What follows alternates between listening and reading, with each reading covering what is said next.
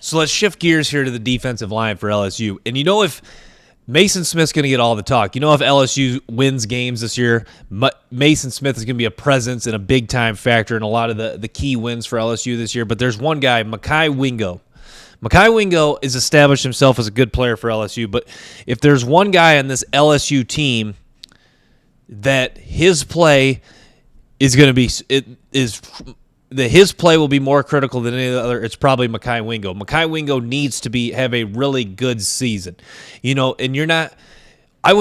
don't expect him to be Mason Smith. Don't expect him to be elite, potential top 10 draft pick, number 1 or 2 defensive tackle off the board. That's probably not who Mekhi Wingo is, but he's a rock solid college player who I think is a nice compliment to Mason Smith. This is a guy that can play D tackle. I think he does have the versatility to play nose tackle. I think they will be strong at the nose tackle with a couple, with a guy, some transfers they brought in, a couple guys I'll get to in a minute, but Mekhi Wingo needs to really play well for LSU to have success this season because Mason Smith's going to get his, but Mekhi Wingo, his play is going to be really indicative of LSU being strong and stout up front and being dominant against the run and the pass. And the thing about Wingo is he's really good in pursuit too. This guy that can pursue ball carriers super well. Also, so Mekhi Wingo going to play an important role on the LSU defensive line, an important role to their success this season. So some of the other guys, they got Jacoby Gilroy. This is a guy that was a pretty high recruit, just has not really lived up to the hype at LSU, has just not played a lot of football and has not really been impactful, but is a guy that he is a presence inside. When I went back and watched some of his high school tapes, 6'2", 320, a big physical presence. I think he can be stout against the run. Certainly will add some depth at nose tackle, a guy that did make a couple starts last year. I think will rotate, should be a strong guy to rotate in with Wingo. Maybe he does show the versatility to play like the 2-tech, true D tackle, or line up, in the 3-tackle or the 3-tech between the guard and tackle. But you got to believe that Gilroy fits the mold as being a nose tackle, and hopefully you can get a little more out of him. Hopefully he does take another step in his development next season. Jalen Lee was another guy that they got on the defensive line in the transfer portal. He's actually a Louisiana native, played for Florida the last few seasons. Not really impactful for Florida, sadly, but maybe this is a guy like Gilroy. This is a year where he really can flash and you get the most out of him. But the guy I really wanted to get to, Jordan Jefferson. I think Jordan Jefferson is a really underrated player they got in the transfer portal, defensive tackle from West Virginia. Jefferson, there was times when he got double teamed when I was watching some of his tape at West Virginia. He could get pushed back a little bit.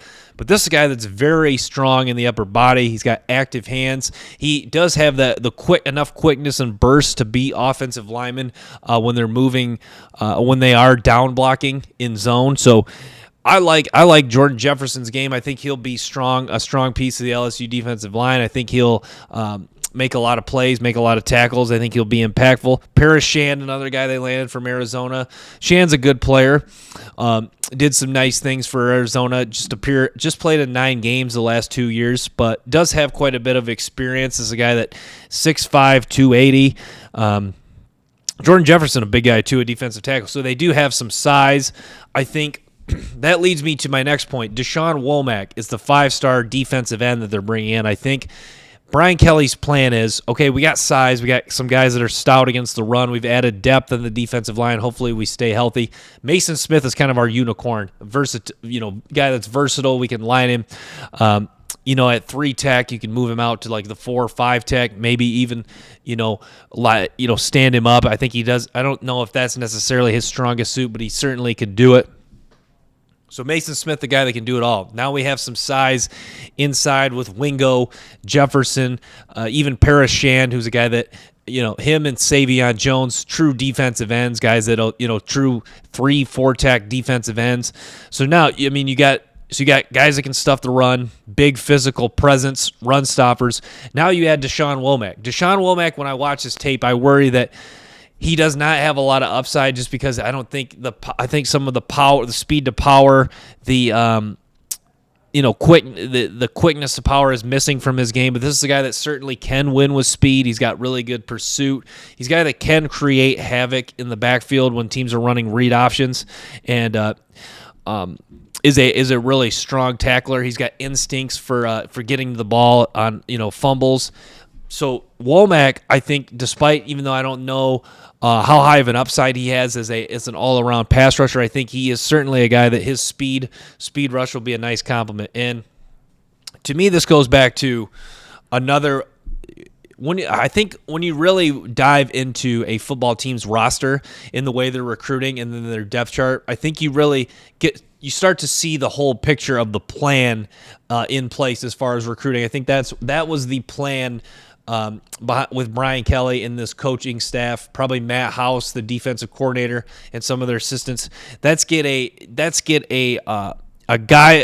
cohesive unit that complement each other. I think that's what was it. I was talking about Matt Denbrock, the offensive coordinator, talked about this a little bit.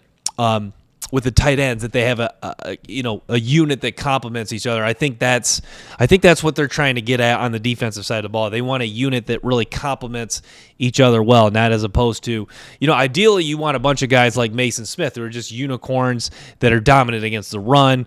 They're athletic.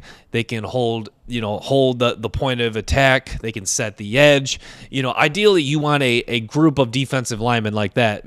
But if you do, then you have 2021 Georgia. Obviously you can't do that every year. So let's just get guys that, can do a lot of nice things and complement each other well. And a lot of times in the transfer portal, you can't always be picky. Like I think, for example, Jalen Lee is a guy maybe LSU wouldn't have been high on LSU's list.